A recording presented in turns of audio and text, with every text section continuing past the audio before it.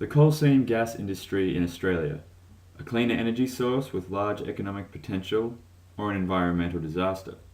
The following video briefly explains what coal seam gas is and how it's extracted.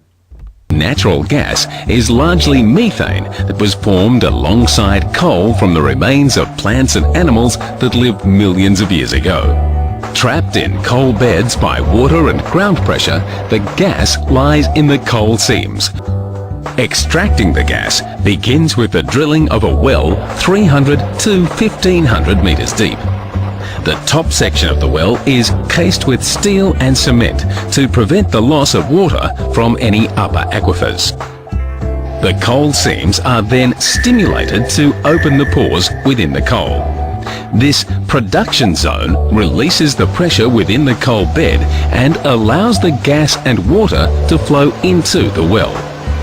The coal resource remains in place and undamaged. The gas and water rise to the surface through separate pipes. The water is transported through underground pipes to a pond for reuse and recycling.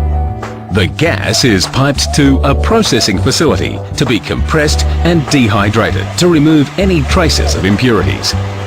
The gas is then fed into pipelines for domestic and commercial markets. The coal seam gas industry and the government claims that it will be a cleaner alternative fuel source. It will create approximately 18,000 jobs, it will generate $1 billion in state revenue each year, and that will create a new export sector by exporting the gas and replacing current fuel sources around the world, therefore reducing global greenhouse gas emissions. While state governments previously signed multi-billion-dollar contracts with coal seam gas companies and mining began in light of the industry claims, there are many issues surrounding this vastly expanding industry. These issues and concerns have been passionately raised by the residents and members of the farming and agricultural industry in areas where coal seam gas mining is taking place. The primary concern is the contamination of large bodies of water, also known as aquifers, during the extraction process. These bodies of water supply thousands of residents as well as the agricultural industry. As a result, the coal seam gas industry has become a national issue. The following report investigates these concerns. Most land in Australia can be mined if it sits on a natural resource, in this case a gas field, and companies have the right to access private land to explore for gas without the owner's consent, sparking emotional protests across the country. Our rights as landholders are gone. We don't have them anymore. The government stripped them away and gave the rights to the companies. He says the industry is destroying Queensland farmers' lives, and the rest of the country will be next. Coal seam gas is not limited to Queensland. It's intruding into New South Wales at the moment and into Victoria. In fact, every state in Australia is going to be experiencing the same thing as Queensland. Coal seam gas is mined by a process referred to as fracking. A concoction of water, sand and chemicals are pumped into coal seams under the ground, fracturing the coal and releasing methane, which is then processed.